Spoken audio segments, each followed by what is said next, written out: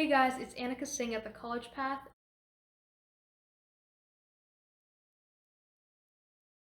This video is going to be part one of an interview that I did with my friend Anne-Claire, who's going to Northeastern in the fall, where she'll be majoring in psychology. So just like normal, this video will focus on the college aspect, figuring out what college she wanted to go to and figuring out her major. So if you think that you'd be interested in learning more about a psychology major at Northeastern, stay tuned. 'Cause we'll be screaming out, we can be heroes everywhere. Hi guys, welcome back. Today we have a very special guest, Anne-Claire Mousseau. AC, or Anne-Claire, AC is going to be a freshman at Northeastern, where she's going to be starting psychology this coming fall. And so AC was going to Interlake during my freshman and my sophomore year, but I only really got to know her and got started talking to her this last year, so my sophomore year, because I was on class office and she was on ASB. So we had some communication there. And yeah, how are you doing today? Good. Enjoying the heat, and there's a little less of it today, which is nice. Yeah, I was gonna say, how are you liking the weather? Are you up for the high 80s weather? It's kind of a lot, yeah. I'm staying indoors where it's cooler mostly. Yeah. Boston winters will be nice. Is there anything else you'd like to add before we get started? No, that was pretty much it. Yeah. Okay, cool. Okay, so I think the first thing that I wanted to talk about is just your choice of school and major. So when you got your results from college admissions back, how did you decide that like Northeastern was like the school for you and like psychology was what you wanted to do? Yeah, so I was accepted at a few other schools. So Santa Clara, UW Honors, McGill, Georgetown, George Washington, and then Northeastern.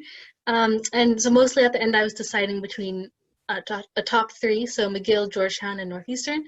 And then I finally chose Northeastern because of their honors program, the location, scholarships, their co-op program, and also they have a lot of flexibility there in terms of exploring things and choosing majors and double majoring and things like that. So that was another big draw for me. But when I was deciding, I also I knew students at all of the colleges, so I called them up or texted them and asked them some questions about their experience and other things like that in order to better inform my decision. And then for how did I choose my major in psychology? Well, so last summer I went to a summer camp. It was like a 2-week class kind of thing about psychology, and I liked it a lot. So I decided to pick that as my major going in. But I'm not entirely sure I'll stay as a psychology major because I definitely want to keep exploring like biology, business, or other interests of mine that I'll keep looking at too. Yeah, totally. So I know like you're not completely certain, but about psychology. So, and you talked about the summer camp that you went to, the 2 weeks. But when Mhm. you were like looking for a major, what did you specifically look for? Like, were there any like small things that you were like that drew you to psychology? Like, oh, like can see myself, like anything like that, that where you like knew psychology was the one for you, or like one of the ones for you, I guess. Yeah, I mean, definitely. Well, one thing is like, had I experienced interest in it in the experiences I've had with the fields before, and then also in terms of like future like careers that may follow after the major, I wasn't so much thinking like what major will lead me directly to a career and what career do I want to do, because I know that a lot of times what you major in your undergraduate, college time doesn't matter that much. Well, depending on if you like major in CS, then you can work in CS. But in terms of other things, um, sometimes like if you major in, I don't know, American Studies, you can still go into business and I don't know, do graduate school of business or whatever else you want to do. So I knew I wanted to kind of explore, figure out what I wanted to do and do something like new and interesting to me in college and as a major. And then I could figure out from there like if that would inform my future career or what other path I wanted to take after college. Nice. So I guess shifting more to like the college aspect of the conversation. So I know you haven't taken any classes yet because you start in the fall, but Mhm. do you know of any classes that you're taking like specifically for your major? Yeah, so I'm signed up for four like regular classes and then two like smaller 1 credit classes that are to help me learn more about the resources of the school. But then my 4 main classes, there's 2 that are for my psychology major, so Foundations of Psychology, and then the second one about like drugs and behavior, and that was one that doesn't have any prerequisite requirements, so that's why I was signed up for that. And then, yeah, I'm taking 2 other classes that are not for the psychology major. So one is like an honors inquiry course, that's like an exploration course that the honors students can take about foundations of modern political thought. Should be interesting. Mm-hmm. And then the other one is one that fulfills some of like the NUPath requirements, Right. and it's called Corruption and Integrity.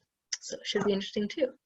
Nice. That's actually my next question exactly. Are there any classes that you're taking just to graduate? So I guess like what you said, like your class about corruption is that's just one of your credits. So were you able to redeem any of like credits from classes that you took during high school just for like graduation credit, I'm guessing? Yeah, so AP exams, of course, are the big ones. Yeah. So I took, I don't know how many, like 10 or maybe more than 10 AP tests, and then I got credit for most of those. Some of them like didn't line up with the Northeastern classes, but I got credit for most of them. And then I think for like 3 of my IB tests, because they only take HLs, which is kind of sad, but yeah, so I got credit for those. And some things like there's a Northeastern freshman year writing class requirement, but I don't have to take that because of I think it is like AP Lang or literature exam score. And then Northeastern also did something special this year called challenge exams, where you could like take a test in the summer, and if you did well, you could get out of a class. But I couldn't actually do that because I had too much credit from APs. You had to have a certain amount of credit or below. But that was another option for some people. Oh, nice. So just could you like talk more about the process of how you like redeem credit in terms of like AP scores and IB scores? Yeah, so well, so for AP scores, there's an option on the website where you can when you take, and for any year that you're taking AP tests, you can have one free score send. So it sends all your past AP scores for free to one college. So I just put Northeastern in there, and they received that. And for IB, I think you have to pay like $17 to send the IB scores.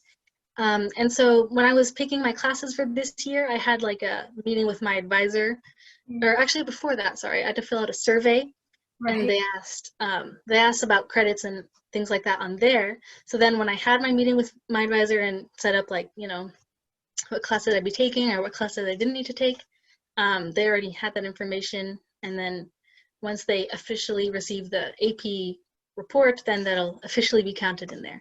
That's pretty much how it worked. It's actually not about like the application. It's not like when you're applying to the college that it matters.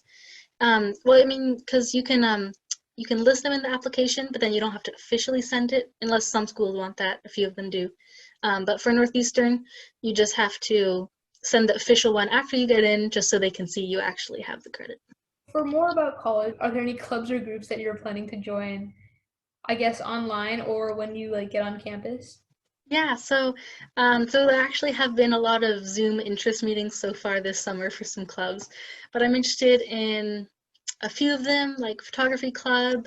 There's an outdoor adventure or like activity club. We'll see how that'll go with coronavirus and everything. There's like a Chinese conversation table club, which I'm interested in joining to help keep up my Chinese a bit, because I actually couldn't fit it into my schedule for this year, even though I took it in high school. But so since I can't take it as a class in college anymore, I want to keep it up a little bit through that club. And there's a few other ones, but I think I'll kind of gonna like go to some interest meetings and see how it is. But they're all gonna be, most of the club meetings are gonna be on Zoom for now, in the fall. So Nice. Yeah. I mean, at least they're still having interest meetings, right? Yes. Yeah. So I think that's most of it for the college portion. But now we're gonna move on to the high school portion.